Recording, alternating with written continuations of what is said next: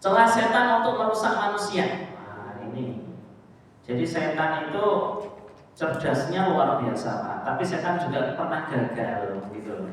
Jadi walaupun setan itu cerdas, tapi setan juga pernah gagal.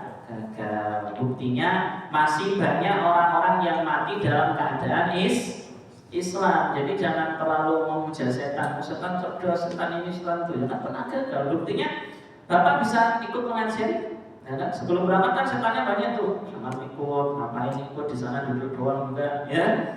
Akhirnya masih bisa berangkat, masih bisa duduk.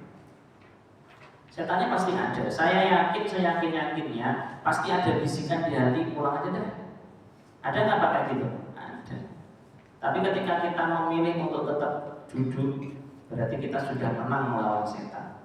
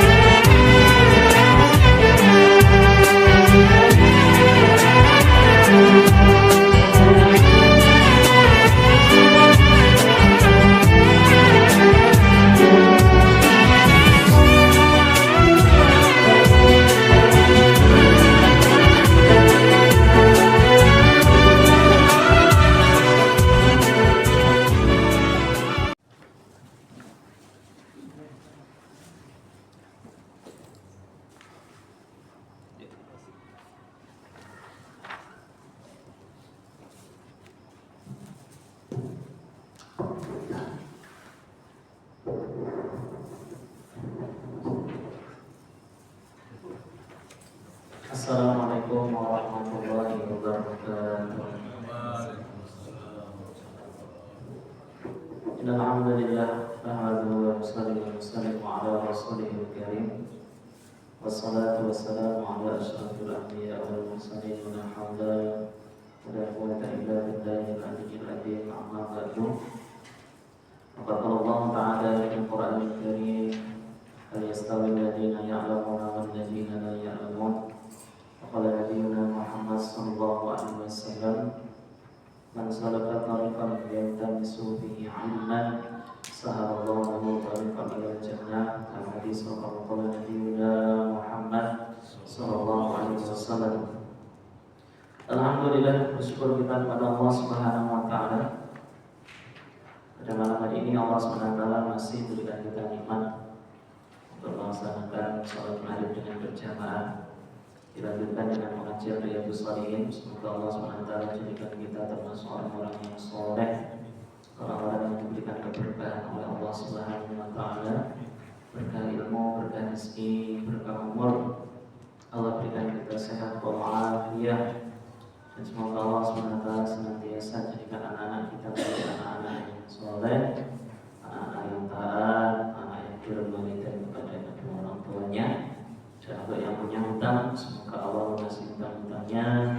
Yang punya masalah, semoga Allah selesaikan masalahnya.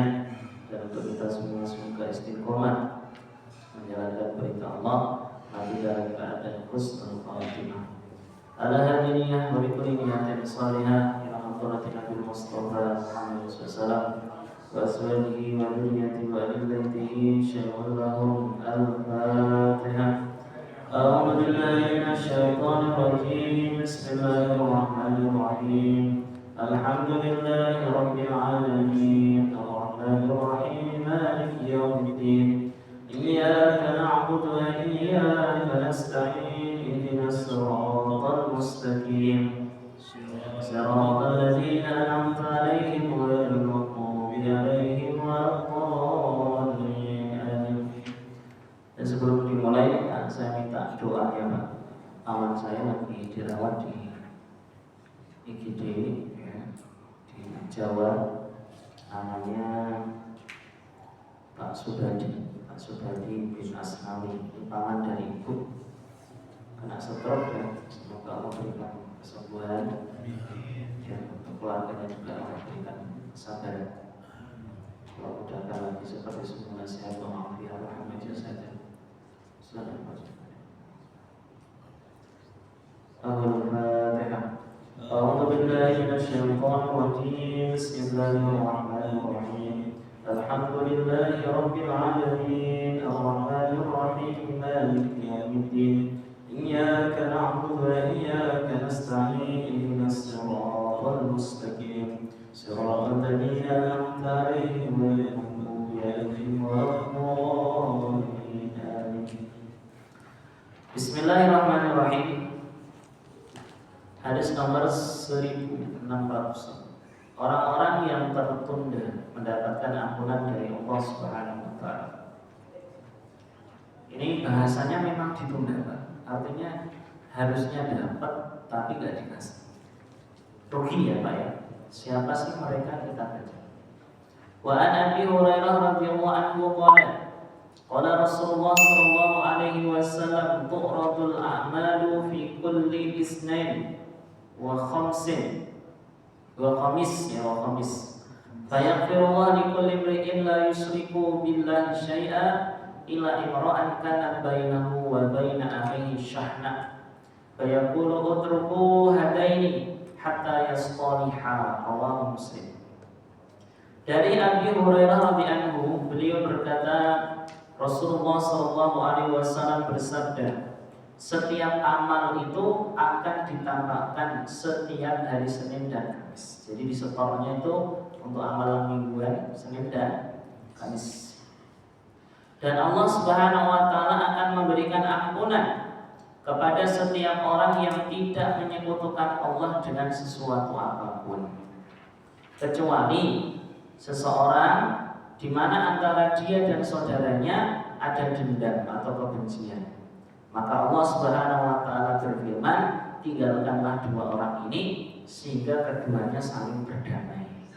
Hadis riwayat Imam Muslim. Keterangan dalam hadis ini disampaikan bahwa manusia akan diserahkan kepada Allah Subhanahu wa taala ya, setiap hari Senin dan Kamis. Bahwa manusia amal ya, Bapak kalau ada program kasih amal. Dan ketika dalam catatan amalnya terdapat dosa dan kesalahan selain syirik, maka Allah akan memberikan ampunan kepadanya. Contoh dari Bapak, kan ini kan hari Senin ya. Jadi hari Senin ini Pak, ini di mana amalan kita disetor. Amalan hari Jumat, Sabtu, Ahad, Isnin itu nyetor Senin. Makanya Nabi senang puasa hari Senin. Jadi pas disetor, Nabi dalam kondisi puasa. Alhamdulillah kita pengajiannya juga Senin malam Selasa. Jadi pas disetor lagi ngaji. Ya, ada tulisannya lagi ngaji gitu kan. Ya, nanti dari mulai Jumat, Sabtu, Ahad, Isnin itu kalau ada kesalahan-kesalahan di situ, itu Allah ampuni Pak. Khusus untuk umatnya Nabi Muhammad Sallallahu Alaihi Wasallam. Kecuali syirik. Syirik itu maksudnya kafir, menyekutukan Allah dengan sesuatu. Karena kita sudah mengikat kontrak dengan Allah di akhir surat Al-Baqarah. Ya, kontraknya gimana Pak? Rabbana la tu'akhidna in nasina aw akhtana. Ya kan? Itu kan di akhir surat Al-Baqarah kan kita sudah mengikat kontrak ya, bahwa kita akan mendapatkan ampunan dari Allah Subhanahu wa taala. Sehingga karena sudah ada kontrak dengan Allah khusus untuk umatnya Nabi Muhammad di akhir surat Al-Baqarah, Bapak boleh baca dari amanah Rasul sampai habis. Di situ Allah bilang kalau ada kesalahan-kesalahan umat Nabi Muhammad, Allah ampuni Pak. Walaupun orangnya nggak istighfar, tetapi ini untuk dosa-dosa kecil. Dosa-dosa apa? Kecil. Dosa kecil kan banyak loh Pak. Bapak lagi naik motor, lihat aurat wanita, nah itu dosa. Bapak lagi duduk ngopi, dengerin omongan apa? Orang yang gak penting gitu ya, yang bahas gibah macam-macam, dengerin doang, ada sekilas doang kan yang dengerin itu, itu banyak. Dosa-dosa kecil itu banyak. Itu nanti diampuni semua sama Allah kecuali syirik. Ya, kalau syirik Allah nggak ampuni karena mau diampuni orang udah kafir. Ya, innallaha la yaghfiru an yushraka bihi wa yaghfiru ma duna dzalika liman yasha. Namun bagi orang-orang yang memiliki kebencian dan dendam serta permusuhan kepada orang lain, jadi semisal ada seseorang muslim, dia mutusin silaturahmi, dia lagi gak akur sama tetangganya, lagi gak akur sama temannya, gitu kan, maka Allah akan menunda untuk mengampuni dosa-dosanya sampai dia berdamai dengan saudara muslimnya. Ini bahaya. Jadi orang-orang yang hari ini punya apa namanya syahna itu rasa gak senang, hasut, iri, dendam sama saudara muslimnya, itu dosa-dosa kecilnya masih menumpuk, Pak. Belum dihapus oleh Allah Subhanahu wa taala. Padahal Allah mengatakan dalam hadis ini, ya kan, kalau kalimatnya apa? Fayaghfirullahu likulli imri'in. Ini kalimatnya yaghfiru. Allah memaafkan setiap orang. Jadi kalau punya dosa dari mulai apa? Jumat, Sabtu, Ahad, Isnin, diampuni dosa-dosa kecilnya. Gara-gara dia punya benci sama orang lain, dia punya dendam sama orang lain, itu dosanya dibiarin. Ya, dibiarin. Nanti Selasa, Rabu, Kamis numpuk lagi. Kira-kira kalau setahun kayak apa? Barang kecil itu kalau dibiarin lama-lama jadi besar. Ada atap bocor, netes, malah biarin aja. Tapi kalau netesnya setahun, Pak, gimana kira-kira? Netesnya setahun banjir ya kira-kira? Sama. Dosa kecil itu kalau istimror itu artinya terus-menerus, itu bisa berubah menjadi dosa besar. Karena la istilah sogiro, ya, li istimror. Tidak ada istilah kecil kalau dosa itu dijalankan terus-menerus. Jadi kita punya kontrak sama Allah. Asalkan kita nggak punya dendam sama orang lain, Pak, insya Allah dosa-dosa kita di-delete sama Allah. Ada amalan dari ulama. Ulama ini kalau mau tidur, dia doa kayak gini, ya Allah, saya maafkan semua orang-orang yang pernah berbuat salah dengan saya. Dan ya Allah, semoga orang-orang yang saya pernah salah sama dia pun memaafkan saya. Cuma amalannya itu, Pak, itu diangkat sama Allah jadi wali, Pak. Diangkat oleh Allah menjadi aulia. Karena hatinya bersih dari yang namanya ghil, kedengkian, dendam. Karena dendam ini masih dibawa sampai mati loh. Orang yang punya dendam ketika sudah mati itu masih dendam. Buktinya apa? Ketika di akhirat nuntut, betul nggak? Di akhirat nuntut, ya Allah saya dulu gini-gini. Berarti kan dendam itu masih dibawa sampai alam kubur, Pak. Cuma bedanya tidak seperti dalam film-film. Kalau di film kan dendam terus balas dendam jadi setan, gitu. Itu nggak ada itu, ya. Ya dendam jadi hantu kekayaan, membunuh para pembunuhnya, itu nggak ada. Cuma dendam ini masih dibawa di alam kubur, itu betul. Jadi kalau sebelum mati dia punya kedengkian sama si A, itu sampai mati pun masih dengki, Pak, masih benci. Kapan akan Allah cabut kebencian itu? Kalau sudah masuk surga. Makanya kalau dalam Al-Quran disampaikan wa naza'na ma fi sudurihim, dan kami cabut rasa benci dendam dalam hatinya ketika dia masuk dalam surga. Jadi ini dendam di bawah mati, betul, Pak.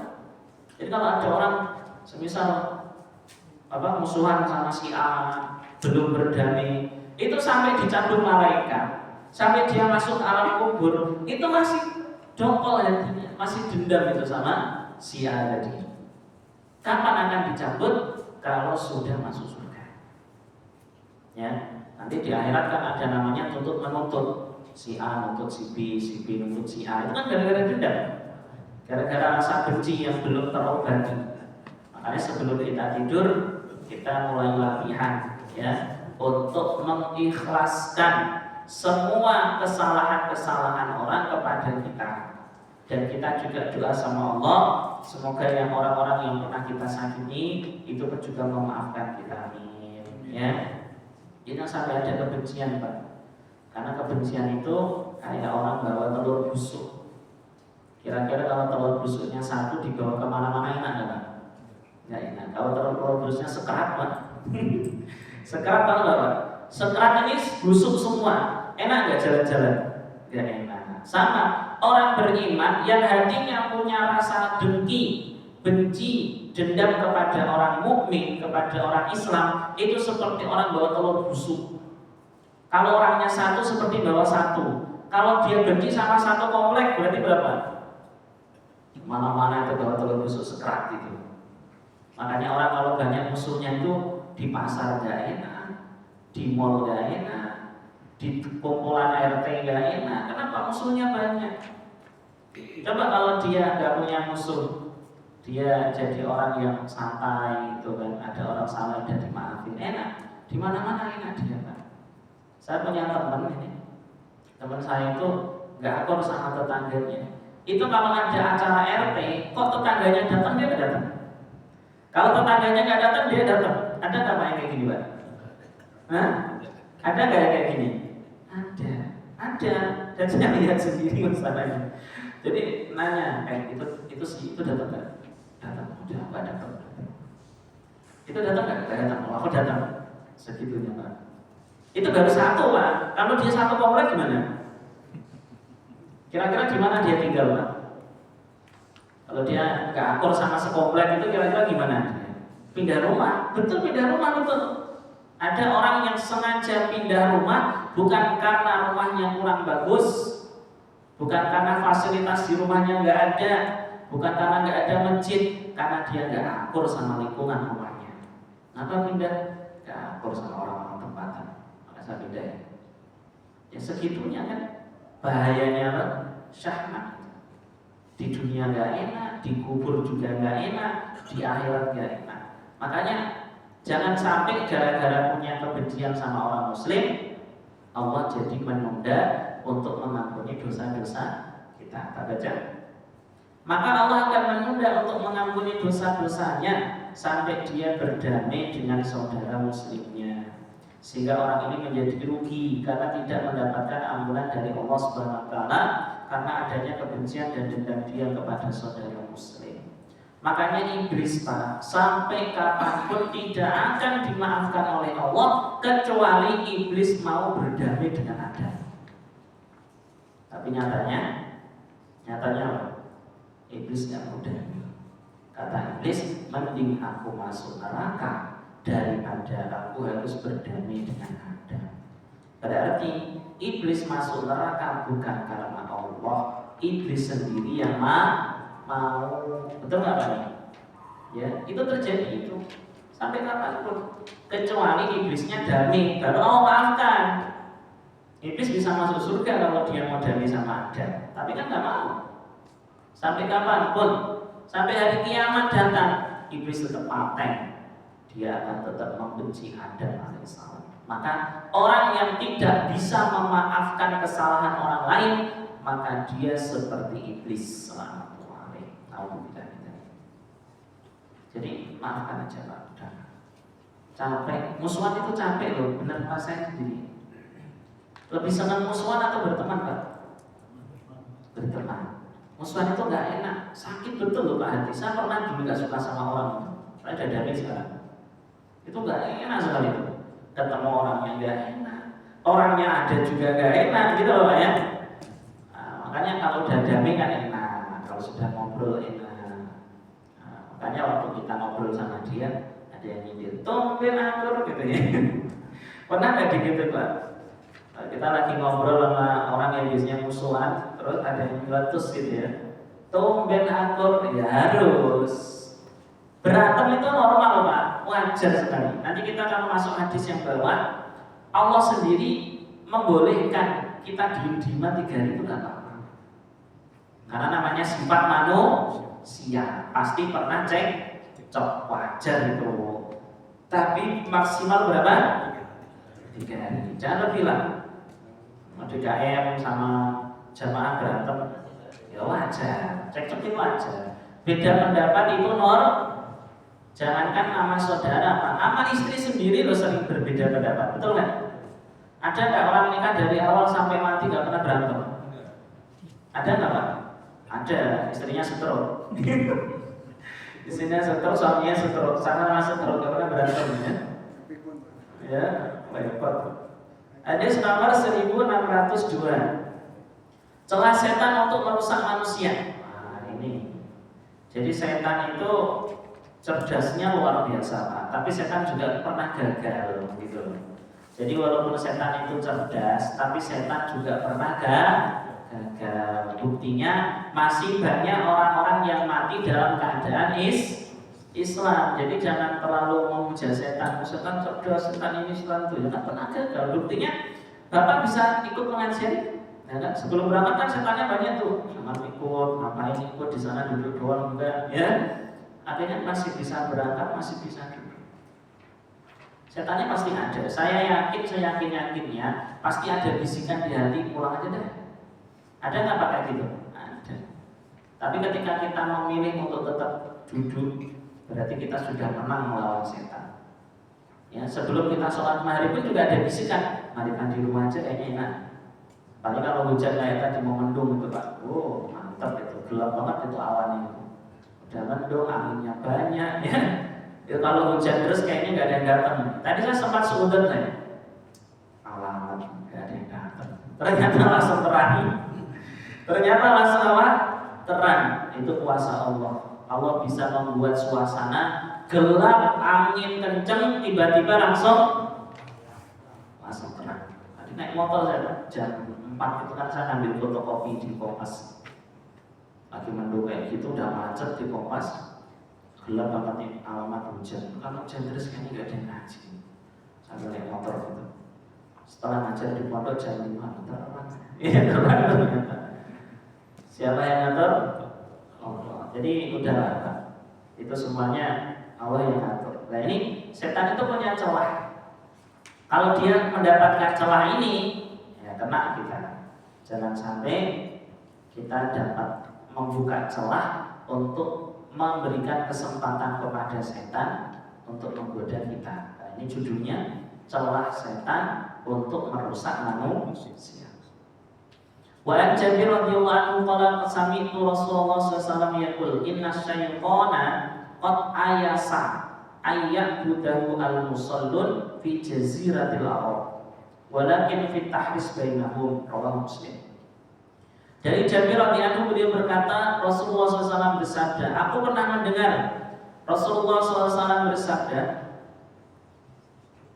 ya, sesungguhnya setan telah putus asa. Ayasa itu artinya putus asa. Maka dalam Quran wala tayasu, janganlah kamu berputus asa. Setan itu pernah putus asa. Kayaknya orang diganggu sangat susah banget. Nah, itu ada dalam kitab itu. Di eranya sahabat itu banyak setan yang udah tayus Pak. Di eranya sahabat, eranya Nabi, kan Nabi mengatakan khairul qurun qarni, sebaik-baik qurun adalah qurunku. Itu banyak setan itu yang putus asa banget itu. Jadi ketika setan pulang, kan setan suka laporan itu kalau habis goda manusia, laporan sama Azazil gitu. Itu banyak setan yang mukanya cembetut, mukanya lesu. Kenapa kalian? Kayaknya nggak mungkin kita godain sahabat itu kan imannya kuat sekali gitu. Maka kata iblis, ya udah kita tunggu sampai sahabatnya mati. Ditunggu sampai sahabatnya mati, di eranya tabiin. Ketika di era tabiin, setannya juga bilang sama susah, ya kan gitu. Ya udah kita tunggu sampai tabiinnya mati semua, di eranya tabiin. Nah, di era tabiin ini agak lucu Pak. Setannya lebih sumpek lagi mukanya. Kenapa? Ini lebih aneh. Saya menggoda dia dari pagi sampai sore, begitu sore dia istighfar, sama saja. Itu di eranya Pak, tabiin itu setan terus nyari celah untuk menggoda umat Nabi Muhammad SAW. Jadi artinya setan itu pernah mengalami momen ta'ayus. Setan pernah mengalami momen putus asa. Artinya kayaknya nggak bisa, kayaknya susah. Setan pernah kayak gitu Pak. Itu pernah dialami oleh setan. Sesungguhnya setan telah putus asa untuk mengajak orang-orang yang sholat di Jazirah Arab untuk menyembahnya. Jadi Arab itu memang daerah ibadah Pak. Bapak kalau ke Makkah Madinah itu isinya nih sholat semua, ibadah semua. ya. Memang negeri-negeri yang ibadahnya kuat gitu Pak. Intinya gitu ya. Itu setan juga kayaknya kalau ngajak orang Arab untuk nyembah setan kayaknya susah. Karena memang tempatnya itu tempatnya religius sekali, ya.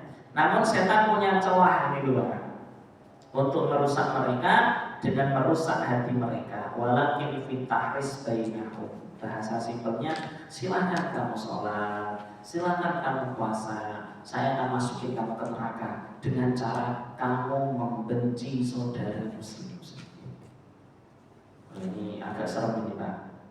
Ternyata benci dengan saudara muslim, saling memutus hubungan, itu celah setan untuk memasukkan kita ke neraka. Walaupun kita rajin sholat, walaupun gak nyembah setan. Karena setan kayaknya, oh ini jatah Pertamina kayaknya gak mungkin nyembah setan. Dan gitu kan. Setan juga udah, itu jalur ini kayaknya gak bisa.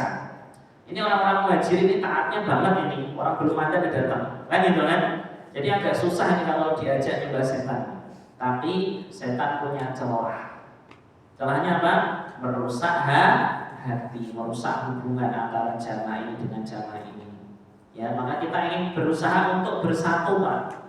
Yang Muhammadiyah, yang NU, ya, jamaah tabligh, semuanya ayo kumpul bareng.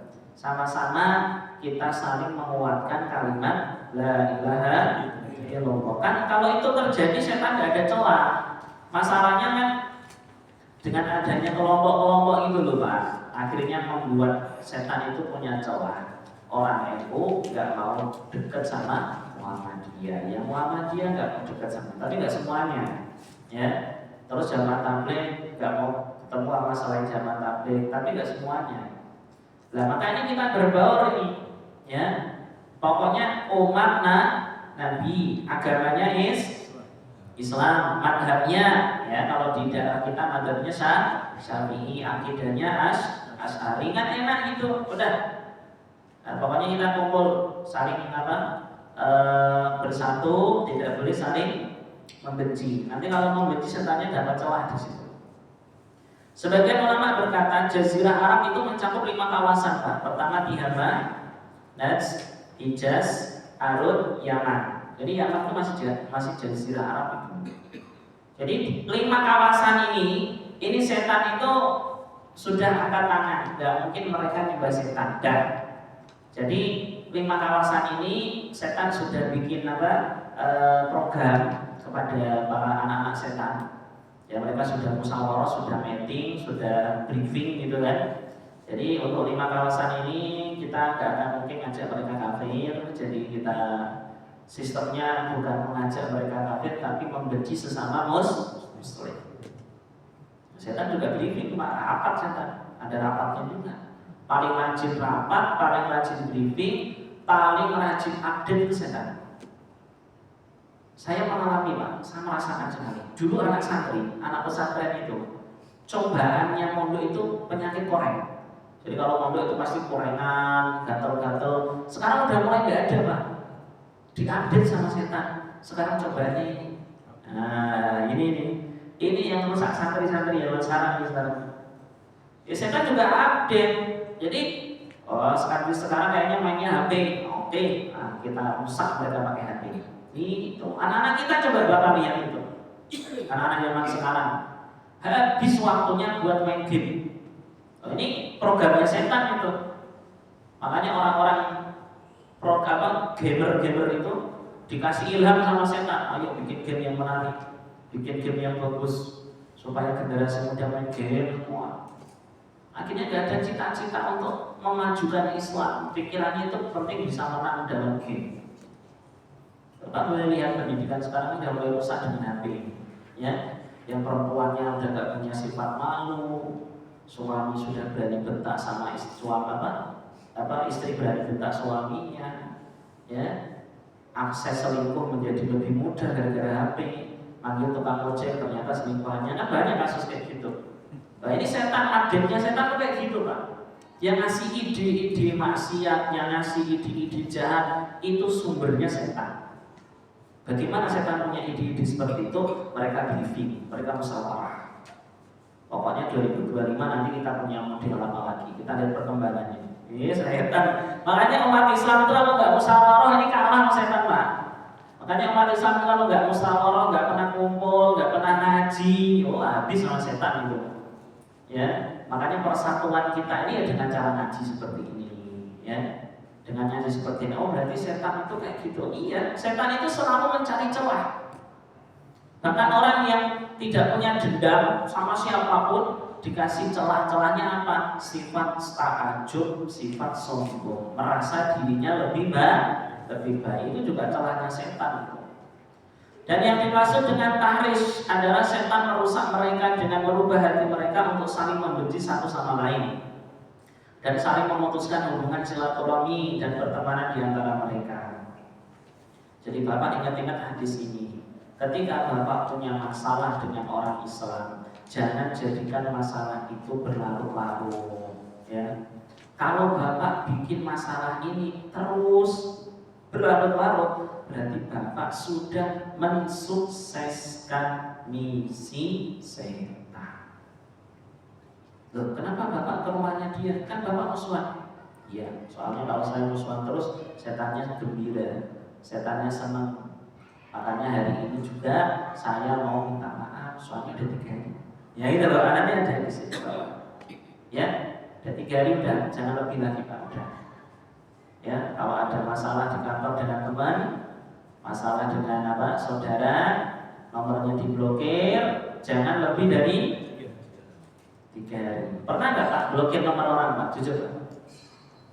Pernah nggak blokir nomor orang karena nggak cocok? Pernah, ya. Maka jangan lebih dari 3 hari. Kita baca lagi ya. Dan setan selalu berusaha untuk membuat manusia saling bermusuhan, dendam, perang, fitnah dan semisalnya.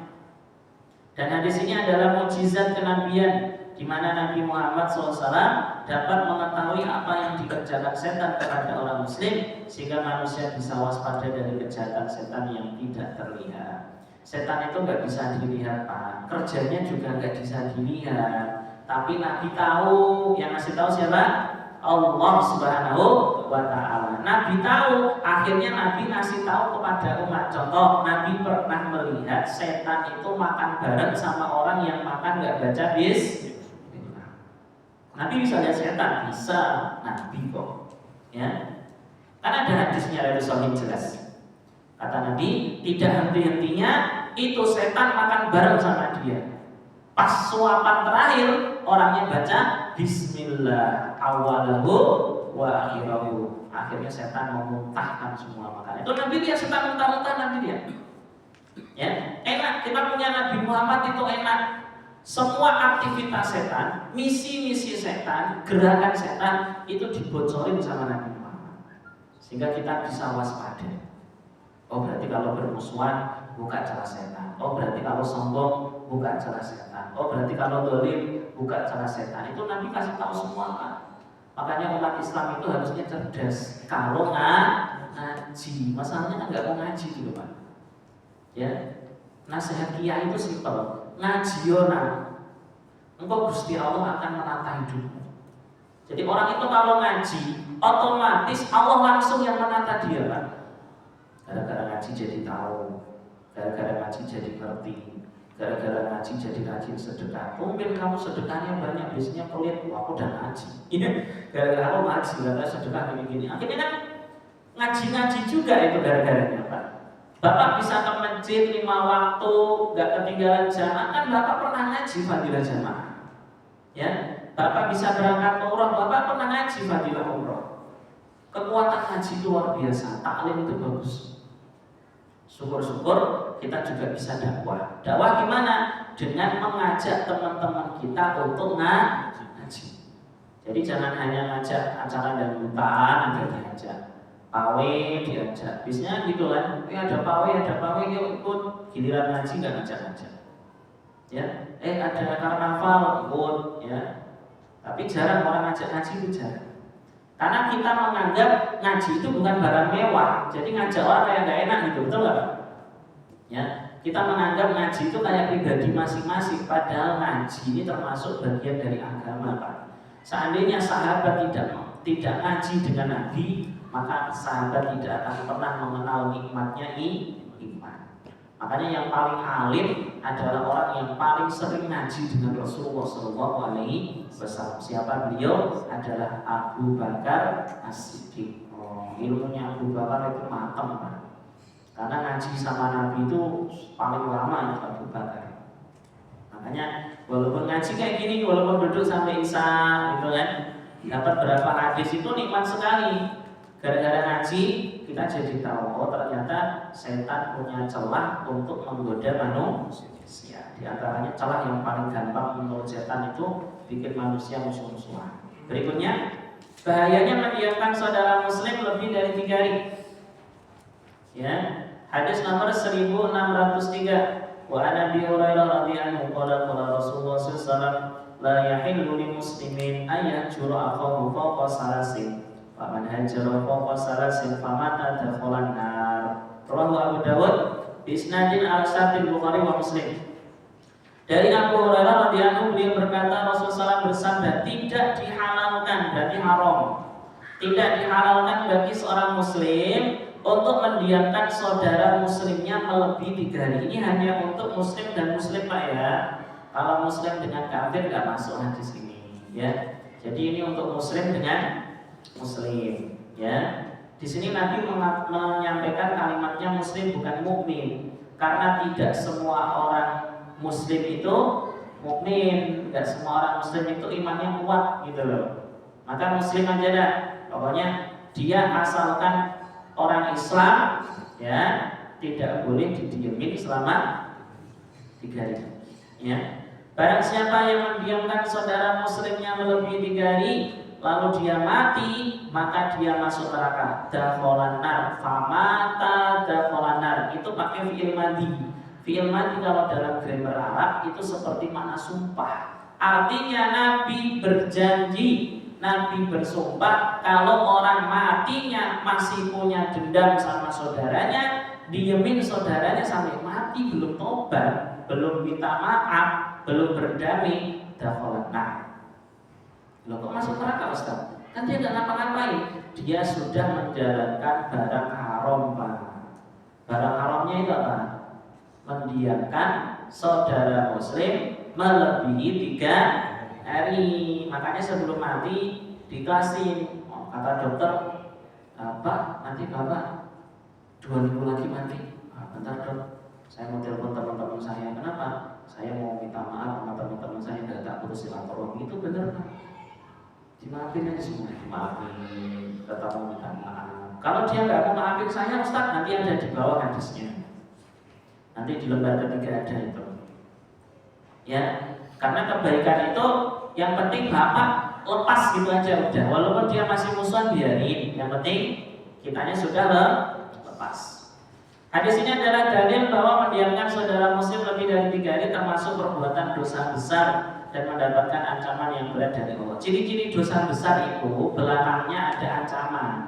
Jadi kalau ada larangan ditutup dengan ancaman, berarti hukumnya dosa besar. Karena kalau nggak ada ancaman, berarti maksudnya makruh gitu loh, Pak.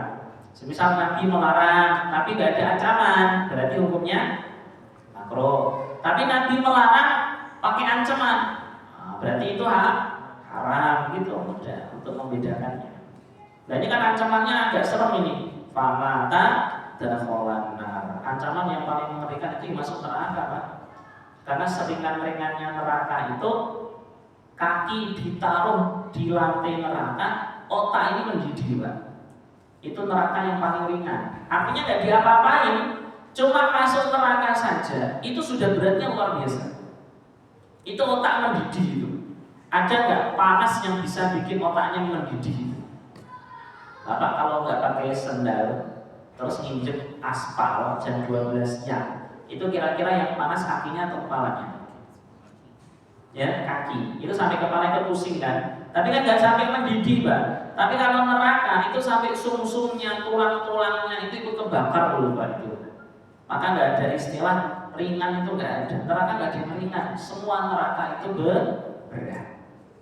Ya, jangan sampai masuk neraka gara-gara nggak mau berdamai. Udahlah, ikhlasin saja lah, ya.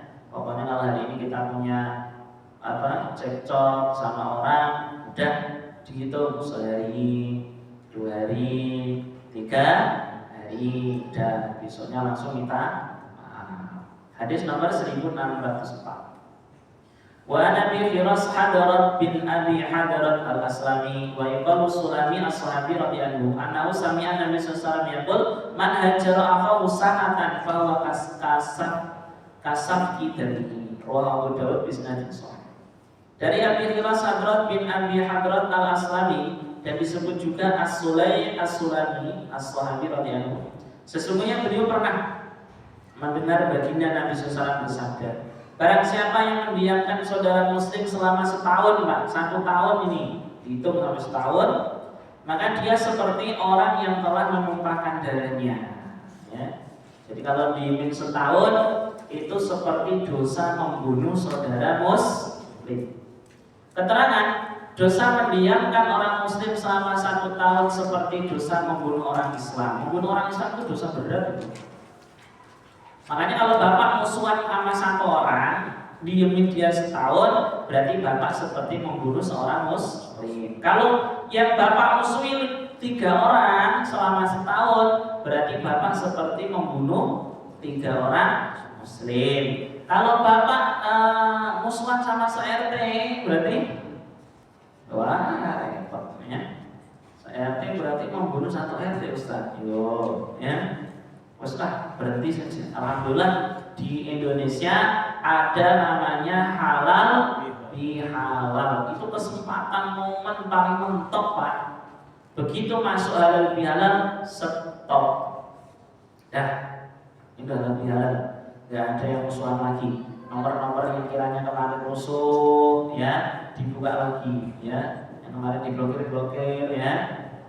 Tapi bukan penipu ya. Kalau penipu diblokir harus. Tapi kalau nomor teman, nomor kantor, nomor itu yang bapak cekcok itu ya jangan, Pak, ya dibuka. Saya itu pernah diemin teman saya, Pak, tapi kita tahu hukum. Wah, kita diemin sehari, 2 hari, pas hari ketiga ngobrol lagi gitu. Kata teman saya, kamu ngobrol sama saya? Iya. Oh, udah 3 hari ya, sama enggak gitu. Jadi damai saja, santri juga gitu. Walaupun ngaji, Pak, itu ya namanya santri 1 kobong ya. Bapak bisa bayangin coba, mondok 7 tahun, 8 tahun, 9 tahun, sekamar itu kayak apa coba? Mungkin nggak kira-kira akur terus itu mungkin nggak? Enggak. Bapak sama istri bapak sering berantem kan gitu kan? Ini juga sama, di mondok juga gitu, kadang ya berantem sama teman wajar. Tapi kita nggak pernah lebih dari 3 hari. Pokoknya mentok 3 harinya dah, ya. Lebih dari 3 hari nggak boleh. Wa Nabi Hurairah radhiyallahu anhu Rasulullah sallallahu alaihi la yahillu lil mu'minin ayyajura mu'minan. Hadis langsung ya. Takut dan bisa. Dari Abu Hurairah radhiyallahu sesungguhnya Rasulullah SAW bersabda, tidak dihalalkan bagi orang beriman untuk mendiamkan saudara mukmin melebihi 3 hari.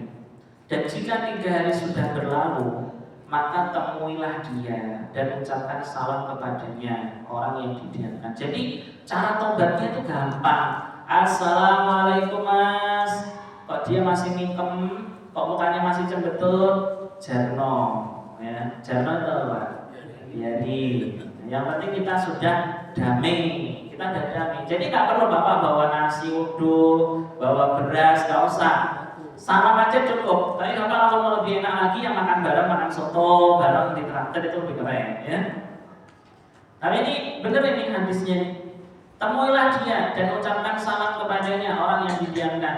Dan jika dia menjawab salamnya, maka 2 orang ini telah bersekutu dalam mendapatkan pahala, sama-sama mendapatkan pahala. Jadi kalau assalamualaikum, waalaikumsalam, jabat tangan, ikhlasin ya kemarin ya, udah nggak apa-apa. Ini saya dapat pahala, dia juga dapat pahala. Dua-duanya dapat. Pahalanya gede loh itu. Berdamai dengan orang yang bermusuhan itu pahalanya besar. Nabi pernah mendamaikan kabilah Aus dan Khazraj yang tinggal di Madinah. Itu musuh bebuyutan tuh. Al-Aus dan Khazraj itu nggak pernah akur, Pak. Begitu Nabi singgah di Madinah, diampuni, didamaikan, disaudarai. Maka berdamai dari permusuhan itu pahalanya besar. Makanya kok assalamualaikum, waalaikumsalam, wah pahala semua nih saya dapat, dia juga dapat. Ini kalau dia jawab. Pertanyaannya kan kalau dia cembetut Ustaz, kalau dia malah kabur Ustaz. Jadi kita kan kayak malu sendiri kan. Assalamualaikum, assalamualaikum, assalamualaikum, kabur. Nah, kita kan malu sendiri nih. Ada yang seperti itu, ada di kampung saya Pak. Itu lebaran didatengin, ketok-ketok pintunya, nggak keluar Pak, nggak keluar Pak. Padahal momennya momen lebaran. Itu satu keluarga itu sudah datang di rumahnya, sudah di depan pintunya, pengen silaturahmi, pengen damai. Diketok-ketok pintunya, assalamualaikum, assalamualaikum. Itu yang punya rumah nggak keluar dan nggak mau keluar. Tapi sekarang udah damai Pak, sekarang udah rukun mereka. Tetangga saya itu, ya. Dan ternyata nggak mau memaafkan itu ya ada. Jadi jangan Bapak pikir kalau orang saya sudah niat baik Ustaz, minta maaf, belum tentu dia mau memaafkan kita. Makanya di dalam hadis ini Nabi paham betul. Nabi pertama memberikan contoh, kita minta maaf, dia mau. Tapi yang selanjutnya Nabi kasih contoh lain nih. Nih contohnya nih kita baca. Dan jika ternyata dia tidak menjawab salamnya, maka sungguh dia orang yang tidak menjawab salam telah kembali dengan membawa dosa, dan orang muslim yang mengucapkan salam telah keluar dari dosa hijr atau dosa mendiamkan. Hadis riwayat Abu Dawud dengan sanad yang hasan. Dan beliau berkata, jika melakukan hijr ini karena Allah, maka dia tidak akan mendapatkan dosa apapun dari perbuatannya. Jadi kalau dia nggak mau jawab, biarin, aku selamat, kamu tidak. Aku pulang, dosaku hilang, kamu pulang, dosamu masih ada. Jadi minta maaf itu wajib. Urusan dimaafin atau tidak kita serahkan kepada Allah. Ustaz saya sudah minta maaf tapi dia nggak maafin, biarin Pak. Kalau nggak dengar ya diulang. Ya. Kalau nggak dengar ya diulang loh Pak, namanya nggak dengar loh. Ya. Ada apa? Kalau nggak dengar saya ya diulang. Ya. Tapi kalau kata guru saya itu cara minta maaf yang paling baik itu baru bingkisan Pak. Baru bingkisan. Cara minta maaf yang paling bagus itu baru bingkisan. Misalnya dia senangnya durian, misalnya durian dia. Mas, 30 durian cukup nih. Wes, maafin. Benar. Insya Allah Pak, betul nih. Ya, cara minta maaf yang paling mudah itu membawa apa? Oleh-oleh bingkisan, betul Bapak praktekin dah. Sama istri ngambek gitu kan, Bapak kasih duit segepok aja, ini seneng deh. Langsung senyum mukanya, oh Mas ya, maafin aku ya. Itu pasti itu ya, makanya bawa sesuatu lah ya, ada hadiahnya gitu. Ini tak baca, Imam Al-Qurtubi berkata, adapun membatasi kebolehan mendiamkan 3 hari ini hanya berlaku untuk seorang laki-laki kepada saudara muslimnya karena adanya celaan dan hinaan yang mereka terima. Jadi berantem karena diejek, dibully, terus didiemin 3 hari itu normal Pak. Maka boleh saling mendiamkan selama 3 hari. Syariat membolehkan bapak mendiamkan muslim 3 hari itu boleh, nggak haram itu. Karena waktu 3 hari itu untuk menata hati. Contoh kita dibilang gendut, terus bapak marah, terus didiemin, nggak apa-apa.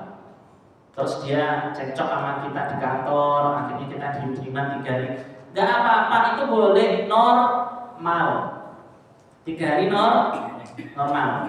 Dan ketika yang melakukan mendiamkan ini antara orang tua dan anaknya, suami dengan istrinya, dan orang-orang yang semakna dengan orang tua dan suami seperti guru, maka syariat tidak mempersempit dengan batasan 3 hari. Ini ilmu baru Pak. Ini perkataan Imam Al-Qurtubi.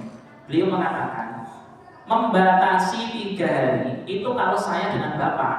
Tapi kalau saya dengan anak saya lebih 3 hari boleh. Misal anak saya bandel, bapak nggak mau ngomong sama kamu sebelum kamu tobatnya. Sampai kapan Pak? Ya sampai kamu tobat. Kan nggak boleh lebih dari 3 hari Pak.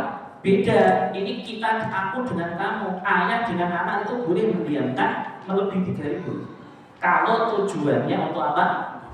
Mendidik, memberikan pendidikan kepada anak itu nggak apa-apa. Itu boleh. Ya, kita baca lagi. Sama halnya seperti suami ke istri, boleh Pak. dalam Quran kan ada.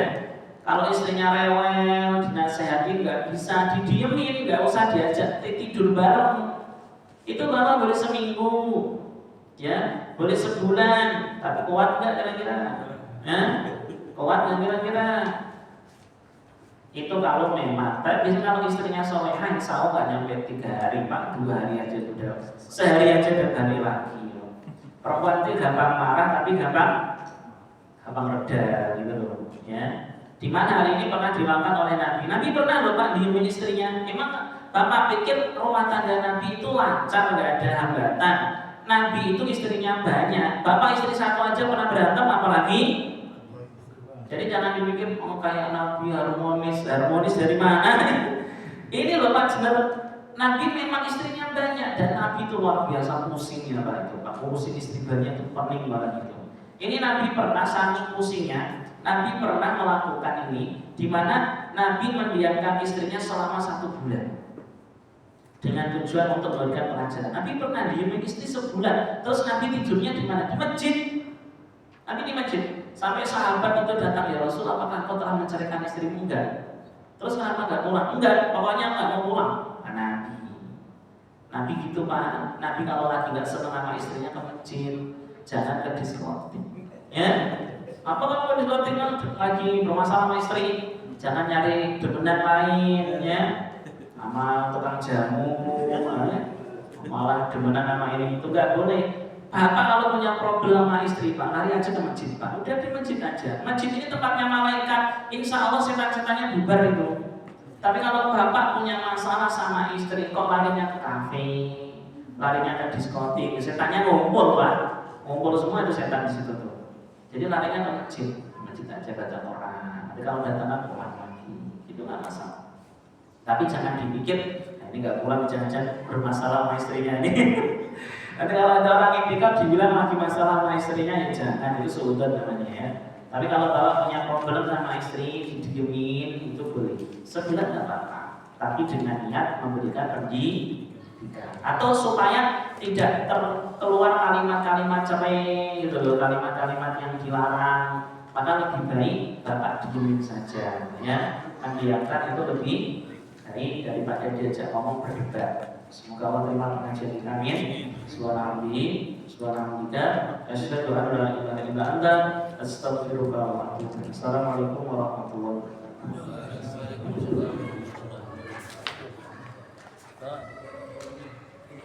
ربنا يا واسع الغفران نأتي إليك بقلوب حيران نرجو رحمتك نرجو عفوك يا من بيديك مفتاح